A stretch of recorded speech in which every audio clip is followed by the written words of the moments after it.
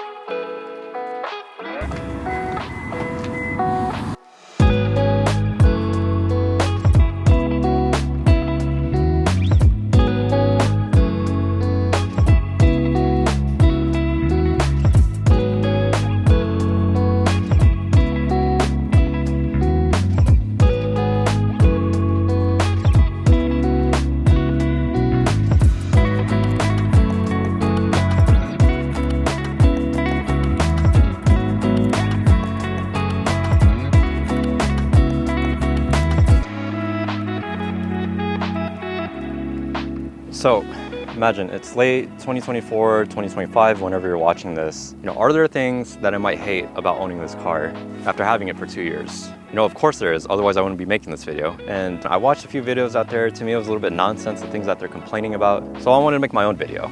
I'm not going to talk about the miles per gallon, stiff ride, or the stereotype is. I already knew what I was getting myself into. Those things don't bother me as much. Instead, I want to talk about 5 things that I actually hate about having this car on a day-to-day basis. So enough talking, let's get into it. Here are 5 things that I hate about my Subaru WRX STI.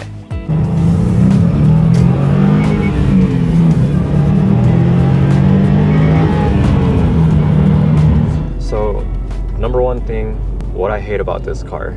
So, back in high school, I actually grew up with an RSX Type S, K24 swap, K Pro tuned, exhaust, cold air intake. So it was making decent power. I think like 220 to the wheels, the front wheels. So yeah, growing up, I always thought that these cars were such rocket. I watched all the videos on YouTube racing against E46 M3s. So you got the Mustangs, Camaros, 350Zs, G35s, everything like right off the line. This thing was just flying. So, back then, coming from an RSX and then, dreaming about owning one of these, I always thought that these things were the fastest thing on the street. Every time you come off a line, with that symmetrical all-wheel drive, it would just like launch you forward, give you those crazy butterfly feelings in your stomach, two-stepping, spitting flames, all that cool stuff, right? So my point, the number 1 thing that I hate with this car ever since owning it, these things aren't fast. Don't get me wrong, 310 horsepower, 290 pound-feet of torque, pushing 3,400 pounds in a 4-wheel drive family sedan. But, when coming from the factory, my first 2 months of after having this car, I don't know, I just kind of felt a little bit underwhelmed with the power. I don't know if it's because, the shorter gears, the little bit lower red line. This thing red lines at 6,500 RPM. Back with my RSX, I was used to, 8,000, and then went to the 350Z, and that thing went to 7,500. So this one redlining at 65, 67 RPM. I don't know, like not too long into ownership, kind of got a little bit like, underwhelmed and a little bit bored with the power. I can see why people throw on like a Cobb, Axis Port, and stage 1, stage 2, these things up to, 400 horsepower. Because yeah, it's quick, it's, faster than normal traffic, but where this car really shines is not on, these Las Vegas grids where everything is just straight, turn left, straight, turn left. There's not too much turns, not much apexes or elevations. Basically like not really much nice driving roads, and that's where this car really shines. It's not through straight line speed, it's just more, the confidence it gives you through the turns and like the amount of grip that the car can handle. But if you're getting into this car and you had that perspective that I did growing up with, an older Honda, you're gonna get used to the power pretty quick. And if you think that you're going to try to take on those TRD Camrys, Mustang GT, Camaro Challenger, Kia Stingers, even like a Nissan Altima, but I mean nothing beats a Nissan Altima, everything that you try to race on the road is going to humble you. Like I said, these things aren't rockets. I wouldn't have that expectation going into it that this thing is going to always give you that fuzzy feeling in your stomach every time you're, you know, trying to have fun with it or launch it. On turns, it's a different story, but like through, like I said, Vegas straight line grids where everything, you know, for the most part is bumper to bumper, you're gonna be a little bit let down if you're not taking this out the way it was intended. For me, I was just expecting something a little bit more. And again, 310 horsepower is plenty quick, especially when you're comparing it to normal traffic. But, you know, as a sports car, like I said, you get used to it pretty quick, and you have to take this on, you know, back roads with plenty of turns in order to truly enjoy this car and, you know, just like feel what it has to offer. Sure, this is my fault for leaving it stock after 2 years. You know, some might say that I'm slacking, I'm boring for not throwing at least an exhaust on it. But this kind of brings me to my next point, number 2, as to why I actually hate this car.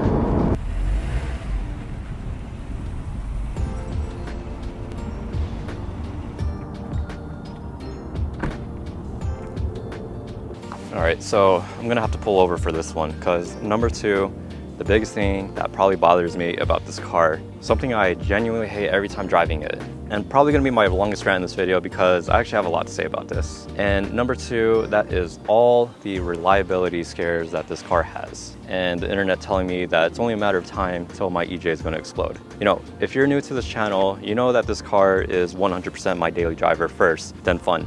You know, for me, I never liked the idea of owning a sedan in general. You know, you're paying, what, 30 grand for something that's just so sterile, something I probably never end up driving, and I would probably get so bored of after, you know, 2 or 3 years. To me, it just seemed like a little bit waste of money. Why not, you know, get something a little bit cooler that you know you're gonna end up keeping and enjoy in the long term? So that's what the Subaru STI was for me, was this compromise, this, you know, fun, sporty performance sedan that can also do the daily driving duties, such as picking up people from the airport, taking out on a road trip, driving in whatever climate. So as a daily driver, especially having 2 kids and a wife, I'm actually really terrified of this thing ever leaving us stranded on the road. You know, imagine we're on a road trip 4 hours away from where we live, and all of a sudden car explodes, or a light turns on, or it starts stuttering, pulling timing, whatever it is. You know, I don't want to put us in that situation where we're on the side of the highway trying to walk wherever service is so that way I can call a tow truck to pick us up and bring us home. You know, I always wonder if one day driving this thing to work, whether or not it's going to break down, or after a long day of work, if it's going to leave me stranded on the side of the road at 3 in the morning. You know, at 24,000 miles, again, bone stock, I don't thrash on it too hard. This car already gave me like a single leak, one small drop, and because this car is under warranty and I have a good relationship with the dealership, or at least the advisors there, I brought this car in right away. They figured out what the problem was. It came from the turbo, so they ended up changing the whole entire turbo under warranty. So thank God that I had this warranty. Thank God I never threw a Cobb access port on it, because I'd be so pissed. Like, after 24,000 miles, this car is basically brand new to me, and it already cost me however much a OEM turbo from Subaru costs, plus labor. So for me, a few more strikes with this car, a check engine light, this car could actually be getting the axe, and I could actually be trading in for something more sensible like a Honda Pilot. I know a lot of people on the internet have had 0 issues with this car, and it could be 100% blown out of proportion. You know, as long as you keep up with the maintenance, you don't drive it like a moron, and more importantly, you know, you leave it stock, or maybe you can throw on some reliability mods on there. But I've also heard of some people, you know, claiming they did all the right things, and it's just 50-50 whether this car will actually last for you. For them, they kept it stock, they drove it carefully, and boom, all of a sudden EJ explodes. So there are those weird case scenarios, and then you have everyone else on the internet saying they're on, you know, EJ number 2, 3, 4, and then you go onto their profile page and it starts making a lot more sense of why they keep blowing the motors. And that's another issue that I've had this car, you know, a little bit of a sub rant, but you know, this thing is a performance car. You know, those people online that are blowing through 4 or 5 motors are driving it the way it was intended, essentially, right?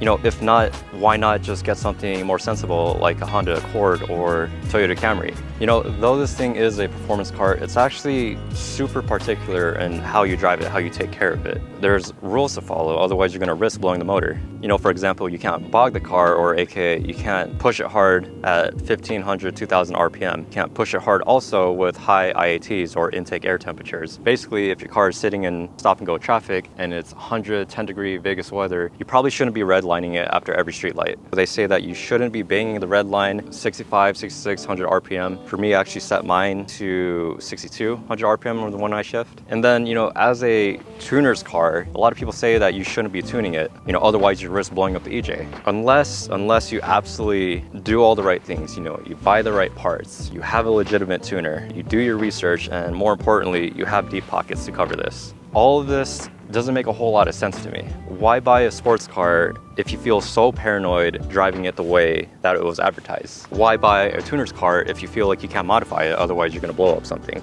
Again, sure, there are maintenance mods that make this car a little bit more bulletproof, but again, that requires deeper pockets. And then you have all these rules about its more particular preventive maintenance. Oil change every 3,000 to 4,000 miles when the book says 6,000 miles. You're supposed to do the spark plugs every 30,000 miles when the book says every 60,000 miles. Transmission, diff, coolant flush, all around 30 to 40,000. All easy stuff, sure. You know, it's not as bad as buying into like an older BMW or 911. You know, I actually don't have it that bad. But if you're slacking on these measures, if you're not keeping up with the maintenance, if you're not checking the fluids, if you're beating on it hard on a day-to-day basis, this car will punish you.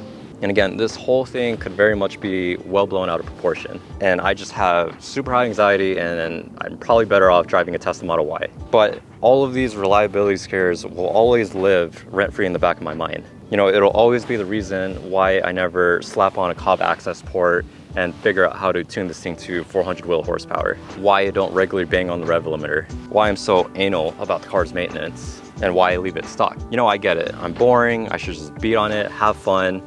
Life is too short, whatever. But for me, this car is supposed to stick around in the long term. You know, I actually plan to keep it for 4 to 5 problem-free years, and hopefully if not longer. You know, I don't want to thrash on it, throw all the modifications on it, have all my fun for about, 1 to 2 years, all that money put into it, and then I just throw it on to the next person that's gonna have to deal with it.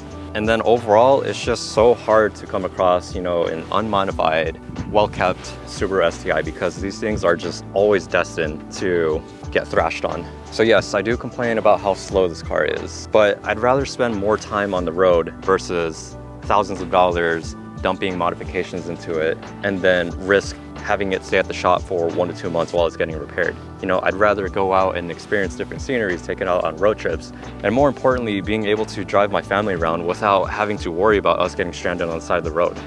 More importantly, I actually like keeping this warranty. No one ever talks about, OEM warranty or extended warranties.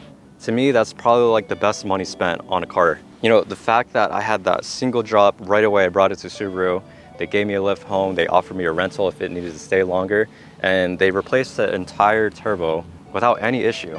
It's probably a case-by-case basis. If you take it to another shady dealership, they're probably going to fight you against that. But for me, I just got lucky with my advisor that I work with. I never have any issues bringing it to that location. So it just gives me that peace of mind that, if something were to happen with this car, a lot of it should be taken care of because it's still, 28,000 miles.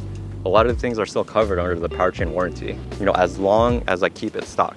And at the end of the day, I'm still happy with how this car is from factory. And car problems just suck. Like, I don't know why people are so proud that their car is broken down for the 4th, 5th time in the year. They can't take it out on a road trip or enjoy those nice back roads and just experience, different settings with the car. With my 02 RSX, I've always had issues with the car, and I just hated being so paranoid. I hated whenever a problem came up. I hated fixing it. So for me, like I said, yeah, maybe I'm not like a true car person, but I would rather enjoy this thing on the road than in the shop.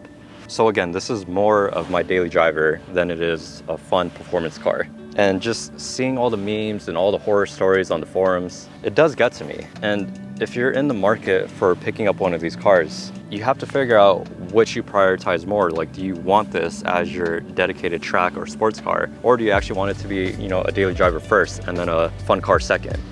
You need to figure out what you prioritize more. Do you want performance or do you want reliability? Or do you want something a little bit more in the middle? And to me, that's what this car offers as like an OEM Subaru STI, something just in that sweet spot.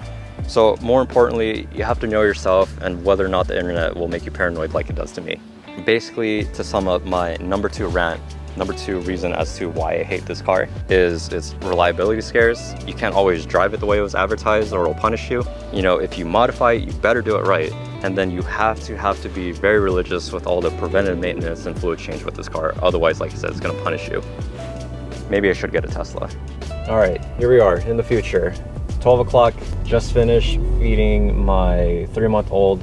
So he'll be good to sleep for about 5 to 6 hours. So I got time for this because my stupid mic did not record those last 2 segments or last points, number 3 and 4. So here I am doing it all over again because I'm so annoyed, but I'm motivated and I just want to get this done. So here we are. Number 3. Is it number 3? So yeah, number 3, what bothers me on a day-to-day basis every time getting into this car.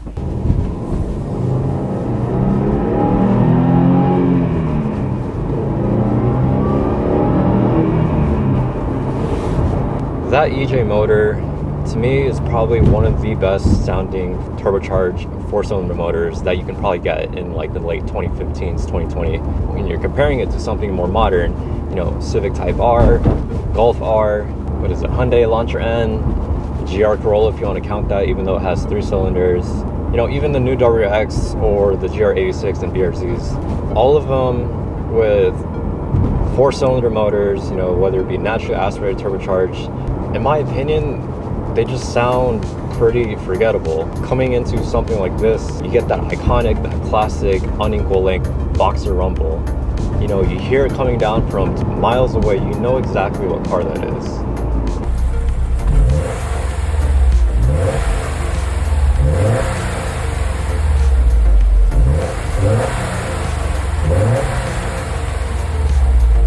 Nearly every exhaust that you throw on this, you probably can't get it wrong if you're hearing it from the outside. So for me, probably one of the best sounding 4-cylinder motors out there.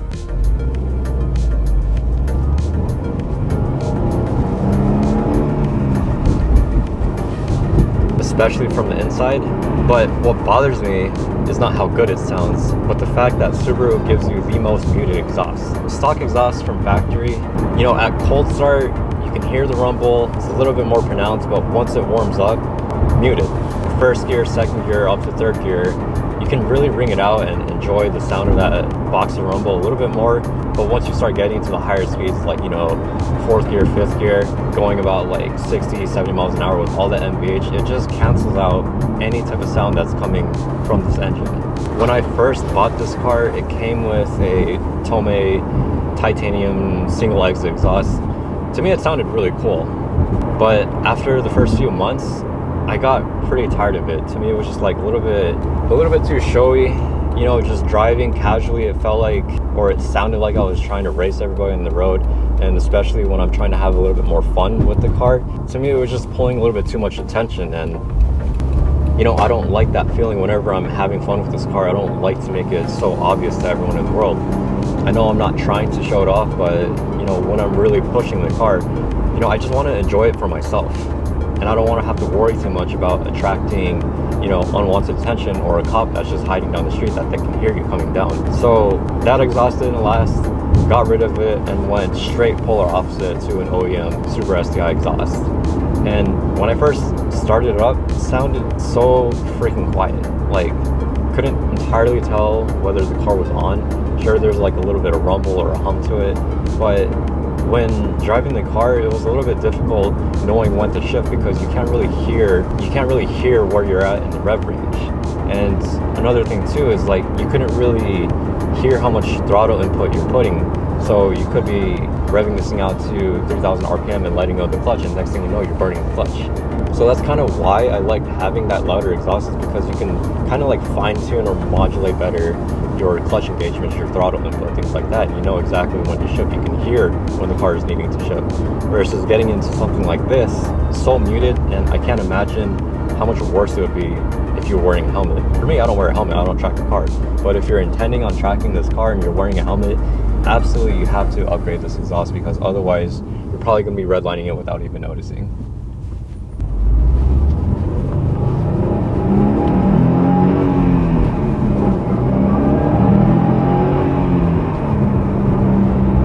know, like I said, I like how it sounds. I like a good exhaust, but sometimes I don't like most of the noise coming from the rear. I like to come from more so from the front. And I just wish Subaru would offer something a little bit, you know, less conservative, more crazy, something, you know, that you get from the Mustangs, the Camaros, ZL1 package, whatever it is. Because cars like that, you know, they have a valve exhaust. They know their people that are buying into it want to be a little bit more louder, want that emotion coming from, you know, that V8 engine. Sure, this is not a V8, but like I said, to me, the best sounding 4-cylinder motor that you can get. And I just wish Subaru would offer like an S209 variant, something a little bit more, you know, track focused, or something that brings out that tone. You know, yeah, I understand this is all my fault because I'm the one that went back to an OEM exhaust, and I can easily change it out to like a Cobb or AWE. But my biggest thing, you know, the fact that this is my daily driver, I don't want to have to worry about exhaust drone.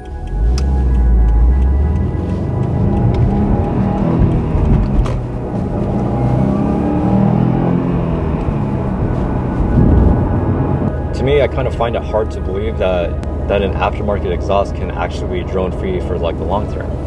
You know, I don't want to ruin this car's daily drivability, and after driving it for like, you know, 40 minutes, I just get a headache from it. So if you have any experience with this, if you had an exhaust that's actually drone free for the long term, you know, please send it my way. At first, I was considering, you know, like I said, the Cobb stainless steel, dual exit, even the AWE Touring. I've watched many videos and I think I narrowed it down to those two. You know, potentially maybe I can just get like an Axleback, or maybe go to an actual exhaust shop where they can customize a resonator so that way I actually don't get any drone. But like I said, if you have any recommendations so that way I can bring this engine out without sacrificing the daily drivability, please send it my way. So yeah, just to sum up, number 3, the thing that bothers me every time I get into this car, or at least driving it, is how quiet this exhaust is.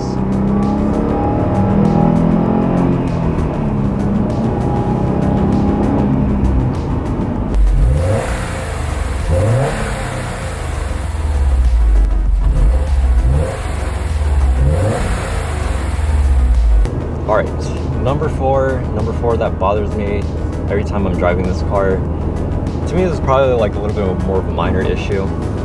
I had to think of something, you know, 5 just seems like a right number. So I don't know, I had to come up with something.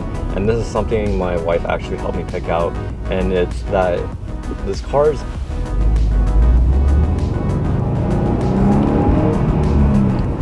a little bit noisy. You know, imagine you buy this car because it has 4 doors, you want to haul around all of your friends, you know, maybe you end up having a family, you want to take them around, you know, you want to take this on road trips, but as soon as you hit, you know, those highways going 70, 80 miles an hour, the NVH in this car is actually pretty pronounced. Like, you know, yes, I understand you have Subaru's track-tuned suspension, you got those 19-inch wheels with very skinny side profile tires. You know, this car is not meant to ride like a Rolls Royce or Honda Accord. But if you're, you know, taking this out, driving it for 4 hours at a time at a road trip, or even if you live in other areas, unlike Vegas, where you have bumpy roads, you know, it's not well taken care of, and then you're, you know, doing something like this, it gets a little bit annoying. And I never really thought this was much of an issue until I actually took this out on a road trip with my friends. We went up to Bryan Head to go snowboarding. I had one of those seats down so that way our snowboards could fit in there. And my friends sitting in the back seat just told me that they couldn't hear anything that was coming from the front. They said it was just so noisy, weren't able to take any naps back there because of all, like, you know, the vibrations and the harshness. And I never really thought that was a big issue because, you know, I'm sitting here in the front and it didn't really bother me too much because I'm, you know, having the time of my life listening to that EJ motor. But if you're intending on, you know, regularly taking this out on road trips, just know that, you know, the friends that are riding with you, especially if they're not car people, they would probably rather ride in your friend's Toyota Sequoia. And whoever rides in your car really has to like you because, like I said, driving this on a little bit more unpaved surfaces, going 70, 80 miles an hour, can be like a little bit tiring. And if those friends just, you know, choose to ride in the other person's Sequoia, then you know, you might end up just riding by yourself because no one wants to ride in your car because of how noisy it can be. But to me, it's a small issue because I don't often take this out on road trips. Even my wife pointed this out because when I asked her, what are some things you actually hate about this car? It was just the fact that sometimes she can't really hear me sitting right next to me.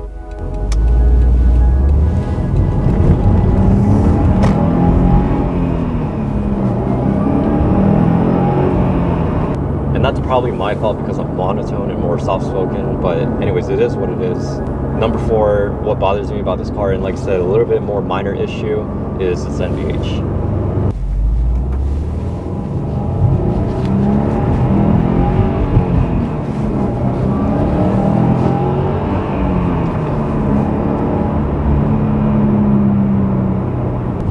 This car's not that slow.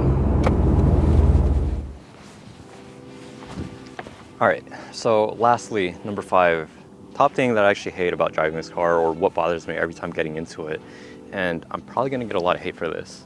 You know, back then, growing up with, you know, the Fast and Furious, Need for Speed Underground, I never actually bought and built this car within the game.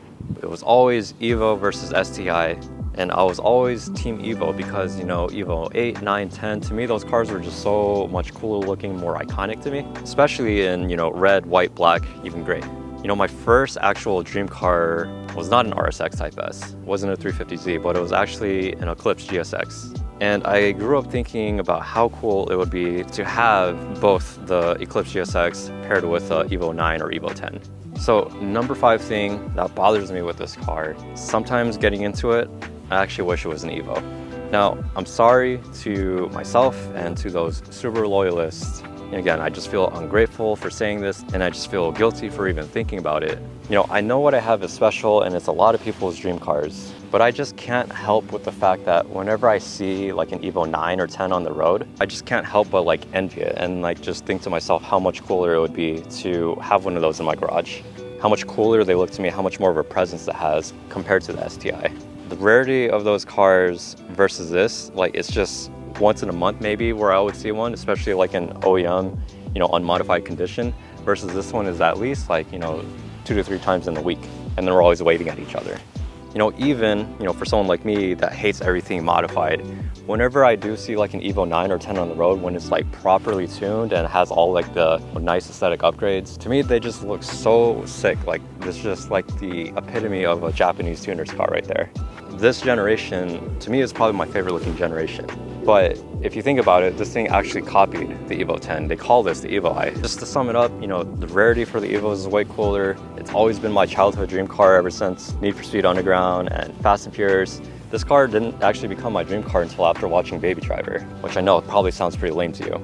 And I'd never really experienced driving an Evo other than watching all the YouTube videos on it. I feel like if I were to get into it, I would probably wish I was back in one of these. But I just can't help but noticing every video that reviews it, they keep saying how like, you know, raw, visceral, how like back to basics feel that car offers you.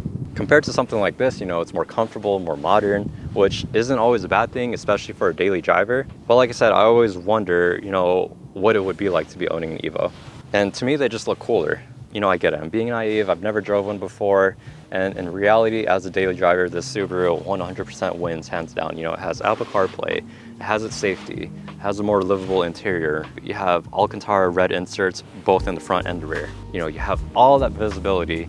And then most importantly, you know, the Subaru dealers, they actually exist and they're doing really well compared to Mitsubishi. I don't even know if there is a Mitsubishi dealership out here in Vegas. And if they are, they're probably selling TVs. But that just basically tells you, you know, you're not gonna have too much issues with, you know, warranty or finding parts for it. You know, resources are just endless because this car has been being made, what, for the last 10 years, if not longer. You know, they haven't really changed too much from it. For me, I like the idea of having an Evo. I envy them every time I see them on the road. But you know, maybe it's just that. You know, in reality, would I trade my STI for an Evo 10 with similar mileage? Maybe I could see it just because, you know, the value or the rarity wise is there. But I don't really buy cars in order to flip it in the next 2 years for profit. And to me, you know, that value kind of takes away from the fun of it. Yeah, it's nice to know that you're driving a gem, but at the same time, at the back of your head, makes you a little bit paranoid. if I actually had a more sensible daily driver like a Honda Pilot, you know, maybe I would trade this for an Evo 10. But as of right now, probably not. And I feel like even if I did make that jump, I'd probably miss these things. You know, that's kind of the annoying thing about being a car person, is like there's always a small part of you that's envying something else. For me, I try to do as much as I can to avoid that feeling, because one, it sounds ungrateful, and two, it's just nice to be happy with what you have. You know, for me, I've just grown far attached with this car, way more than I had expected. Even though it wasn't my first choice, you know, it's not an Evo, it's not an F80 M3.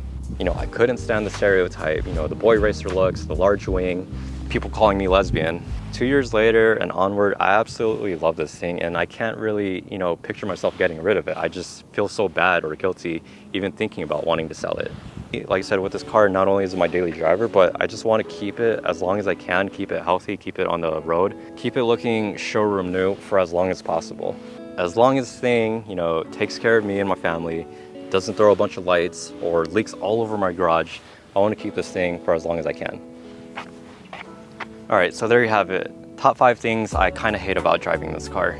You know, just to sum it up, because I talk too much, number 1, the power is underwhelming. You're not going to be winning any streetlight races against Kia Stingers or Toyota Camrys. You know, you got to lower your ego when you get beat by that Nissan Altima. Number 2, it's reliability scares.